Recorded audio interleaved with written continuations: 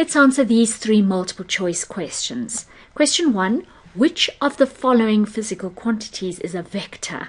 A vector has both magnitude, which means size, and also direction.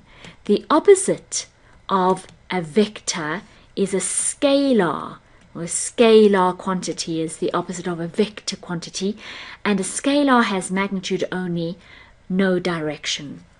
Time only has magnitude, no direction, so it's a scalar. I'm going to write S if it's a scalar. I'm going to write V if it's a vector.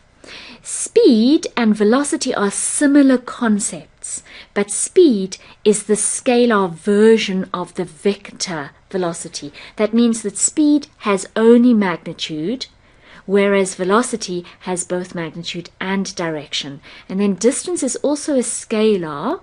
Its vector equivalent is called displacement. So the correct answer is C. That's the only vector quantity, because velocity has both magnitude and direction, and the others have only magnitude, no direction. They are scalars.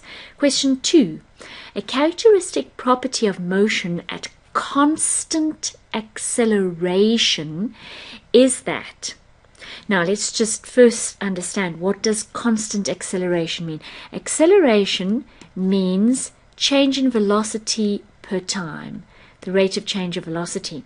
So if acceleration is constant, then it must mean that the velocity changes a regular amount for every increment of time per time interval. And so let's look at the options. Change in position per unit time is constant. That is another way of saying velocity is uniform, or velocity is constant. Why? Because velocity is the rate of change of position. And so for uniform velocity, position changes. In other words, displacement is undergone at a regular amount per time. So that's the big difference between accelerated motion and uniform velocity. In uniform velocity, position changes at a regular amount per time, whereas with accelerated motion, velocity changes at a regular amount per time. So A is not the right answer. B, change in velocity per unit time is constant. You see, that's another way of saying what I've said here. Change in velocity is regular, is a regular amount. In other words, a constant amount per unit time. Regular amount of change per time can also be said a constant amount of change per time. Let's just look at the others. We've seen B is right, but C, velocity remains constant. Well, obviously, if there's constant velocity, we're speaking about uniform velocity. Uniform and constant mean the same thing. Change in position remains constant for the duration of the motion. That's another way of saying what I wrote here, that change in position is regular and constant. We can just replace regular with constant both places because they mean the same thing. And so we can see that also refers to uniform velocity, so the answer is B. C, in the equation delta x equals v initial delta t plus half a delta t squared. This part, the last part there, what does it represent? So you can see we are calculating delta x, and delta x is equal to two things added to one another.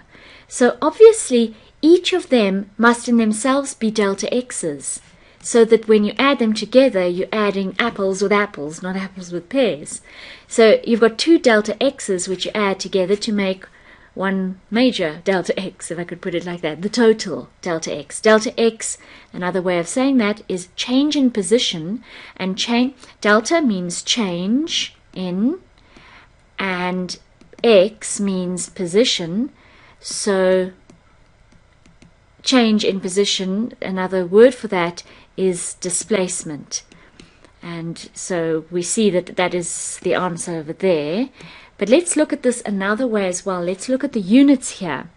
So, of course, this one we could also look at and see that the units of velocity times time gives us meters. Meters is the unit for displacement. But let's look at the one that we're really looking at in this question, half AT squared. Okay, delta T squared.